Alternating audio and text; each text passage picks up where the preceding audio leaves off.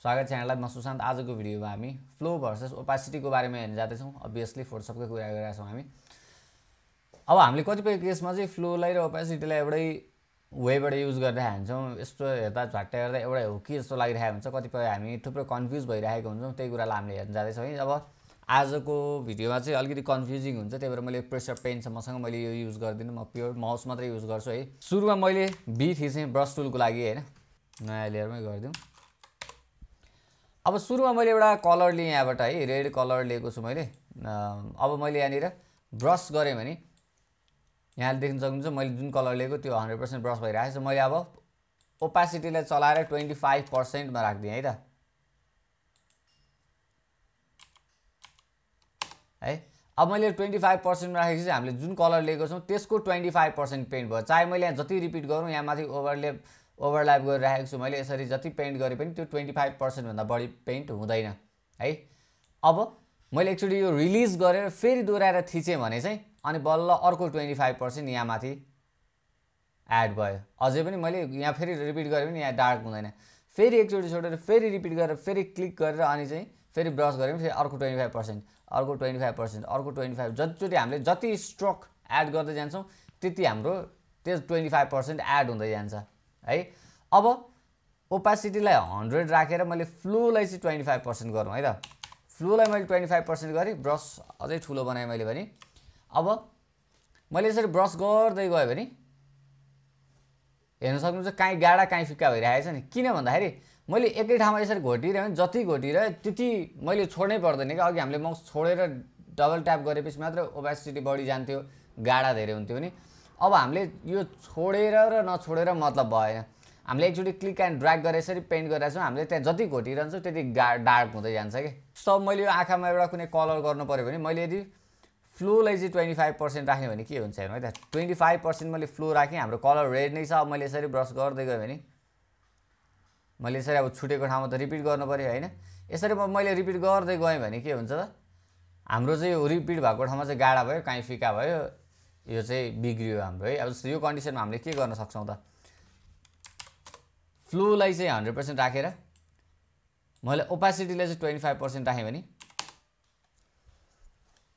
अब के हुन्छ भन्दाखेरि अब मैले एकचोटि पेन्ट गर्दै जाँदाखेरि मैले स्ट्रोक चाहिँ छोड्नु भएन। माउसको त्यो जुन क्लिक गरेको त्यसलाई मैले फेरि दोहोऱ्याएर छोडेर थिच्नु भएन है। एकचोटि थिचेपछि यो छोड्नु भएन। यति गरेँ भने मैले काहीँ छुटेको रहेछ मैले यहाँ जति रिपिट गरेँ पनि हाम्रो त्यो 25% भन्दा रिपिट हुँदैन। कति बेलासम्म, जबसम्म हामीले माउसको बटनलाई एकचोटि छोडेर डबल थिच्दैनौँ तबसम्म। सो मैले यहाँ रिपिट गरिरहेको छु तर यो ओभरल्याप भएको छैन, कलर गाडा भएको छैन, किनभने मैले अघि थिचेको यो माउसको बटन यो अझै छोडेको छैन है। अब यही ठाउँमा अघि मैले पनि देखेँ, मैले यहाँहरूलाई देखाइहालेँ यो फ्लोलाई चाहिँ हामीले 25% राख्यो भने 20%, 25% मैले यसरी राखेँ भने के हुन्छ त, एकचोटि यस्तो गर्छु। अब मैले जति रिपिट गर्दै जान्छु त्यहाँ त्यति गाडा हुँदै जान्छ कि। यसले चाहिँ काम गरेन है त। अब हेर्नुहोस् है, ओपासिटीको काम चाहिँ सजिलो छ। हामीले लेयर मास्कको भिडियोहरू हेऱ्यौँ, हामीले एडजस्टमेन्ट लेयर्सको अनि र जेपिजी यिनीहरू सबै भिडियो हेरिसक्यौँ होइन।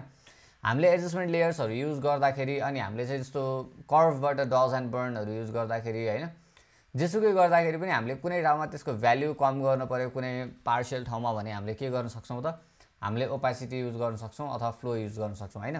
जस्तो हामीले चाहिँ यो फ्लो चाहिँ कस्तो बेलामा युज गर्न सक्छौँ भन्दाखेरि जस्तो आर्टहरू गर्दाखेरि चाहिँ हामीले पेपरमा जसरी ड्र गर्छौँ त्यो स्टाइलमा ब्रस गर्नुपर्ने हुन्छ कि है। ब्रस गर्दै जाने काहीँ भनेको त्यो हरेकचोटि स्ट्रोक छोडिरहन नपरोस् क्या, त्यस्तो कन्डिसनमा गर्न सक्छौँ। जस्तो हामीले एकैचोटि 25% नलिएर होइन, फ्लोलाई चाहिँ हामीले जस्तो लगभग 5% जति लिएर अनि हामीले ब्रस गऱ्यो भने हाम्रो एकदमै कन्ट्रोल्ड वेबाट चाहिँ त्यो आउँछ क्या यसरी हो। यो हिसाबले गऱ्यो भने चाहिँ हामीलाई जहाँनिर चाहेको छ त्यहाँ हामीले यसरी रिपिट गर्न सक्छौँ। बढी चाहेको ठाउँमा, जहाँ हामीलाई चाहेको छैन त्यहाँनिर हामीले सिङ्गल यसरी ब्रस गर्न सक्छौँ हो। यसरी हामीले युज गर्न सक्छौँ। अझ यहाँहरूसँग पेन छ भने एकदमै युजफुल हुन्छ हाम्रो यो फ्लोको कुरा चाहिँ होइन। फ्लोमा चाहिँ हाम्रो चाहिँ यहाँहरूले आर्टहरू गर्नुहुन्छ, पोर्ट्रेटहरू ड्र गर्नुहुन्छ अथवा चाहिँ यहाँहरूले डज एन्ड बर्न जस्तो वेबाट चलाउनुहुन्छ, कुनै कलर गर्दै हुनुहुन्छ भने हामीले चाहिँ त्यो युज गर्न सक्छौँ। किनभने हामीले कुनै पनि ड्रहरू गर्दाखेरि एउटा प्लेन कलर, एउटा सिङ्गल कलर, सिङ्गल टोन भयो भने कहिले पनि त्यो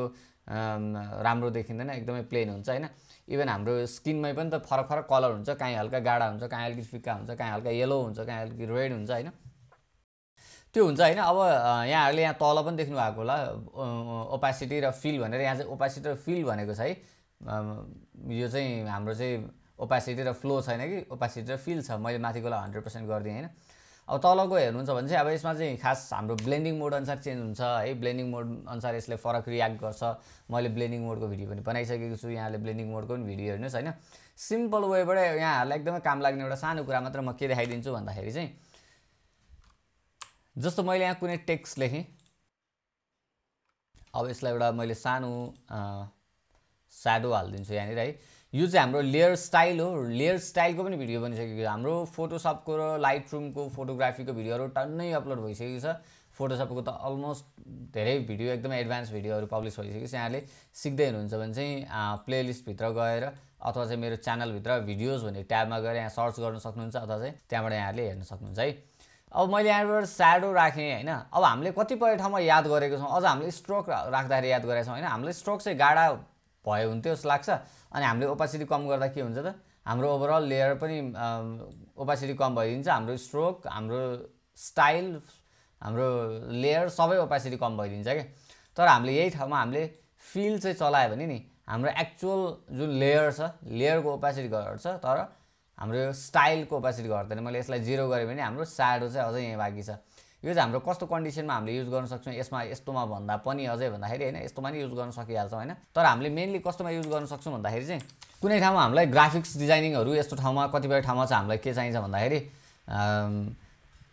लेयर चाहिँ ओपासिटी कम गर्नुपर्ने हुन्छ, स्ट्रोक चाहिँ एक्स्ट्रा चाहिनुपर्ने हुन्छ हैन, चाहिने हुन्छ। अनि कतिपय ठाउँमा मान्छेहरूले के गर्नुहुन्छ भन्दाखेरि एउटा लेयरमा स्ट्रोक राख्ने, एउटा लेयरमा चाहिँ एक्चुअल लेयर राख्ने, त्यसरी पनि मोर कन्ट्रोल हुन्छ हैन, त्यसरी पनि राम्रो हो। तर हामीले इजिली कसरी गर्न सक्छौँ भन्दाखेरि, जस्तो मैले यहाँबाट यसरी एउटा चाहिँ स्ट्रोक लिएँ हैन, अनि त्यसपछि नयाँ लेयरमा गएर मैले यसमा चाहिँ वाइट फिल गरिदिएँ है। अनि मैले यहाँबाट यसमा ब्ल्याक गरौँ है त, यसमा मैले ब्ल्याक फिल गरेँ हैन। अनि त्यसपछि अब मैले यहाँबाट के गरेँ भन्दाखेरि, यहाँबाट मैले स्ट्रोक राखेँ यसलाई, यहाँबाट स्ट्रोक। मलाई यसको ओपासिटी कम गर्नु पर्यो हैन। मैले यसलाई ओपासिटी कम गरेँ भने के हुन्छ भन्दाखेरि, हाम्रो यो ओभरअल हाम्रो स्ट्रोकको पनि ओपासिटी कम हुन्छ के है। यो कन्डिसनमा हामीले इजिली यसलाई कसरी चाहिँ सल्भ गर्न सक्छौँ भन्दाखेरि, हामीले फिल चाहिँ यसरी कम गर्यो भने हाम्रो एक्चुअल कलर, हाम्रो एक्चुअल लेयर चाहिँ ओपासिटी कम हुन्छ, तर हाम्रो लेयरको स्टाइल चाहिँ रिमेन्स द सेम है। मैले 15% राख्ने यसलाई, अथवा चाहिँ मैले भनौँ न यसमा अलिकति बढी नै राख्ने ल यसरी हैन। कतिपय ठाउँमा हामीले टेक्स्टहरू राख्नलाई यस्तो बक्सहरू क्रिएट गर्दाखेरि चाहिँ हामीलाई यो प्रब्लमहरू आउन सक्छ हैन। हामीले चाहिँ यसरी फ्लो र ओपासिटीलाई युज गर्न सक्छौँ। अगेन मैले अघि पनि भनिहालेँ, हाम्रो यो तलको फिल र ओपासिटी, फिल र ओपासिटीको चाहिँ हाम्रो यो ब्लेन्डिङ मोडमा यसले ब्लेन्डिङ मोडमा फरक रियाक्ट गर्छ। हामीले ब्लेन्डिङ मोडको भिडियो हेरिसक्यौँ, अनि यसैको बारेमा पर्टिकुलरली हामी फेरि कुनै भिडियोमा हेरौँ ल, एउटै भिडियोमा यहाँहरूलाई बुझ्न पनि गाह्रो हुन्छ हैन। आज चाहिँ यति नै गरौँ। यहाँहरू चाहिँ फोटोग्राफीमा इन्ट्रेस्टेड हुनुहुन्छ, फोटोग्राफी, ग्राफिक्स डिजाइनिङ, ओभरअल फोटोसपमा यहाँहरू इन्ट्रेस्टेड हुनुहुन्छ, यहाँले सब्सक्राइब गर्न सक्नुहुन्छ हैन। यहाँहरूले चाहिँ पुरानो भिडियो हेर्न सक्नुहुन्छ। यहाँलाई कस्तो लाग्यो भिडियो यहाँहरूले कमेन्ट गर्नु होला। यहाँहरूलाई मन पर्यो भने लाइक गर्नु होला। यहाँहरू कसैले सिक्दै हुनुहुन्छ भने यहाँले सेयर पनि गर्न सक्नुहुन्छ। आजको भिडियोमा यति नै गरौँ। यहाँहरूले मलाई कन्ट्याक्ट गर्न चाहनुहुन्छ भने इन्स्टाग्रामको युजर नेम मैले राखिदिएको छु, कन्ट्याक्ट गर्न सक्नुहुन्छ। Stay connected.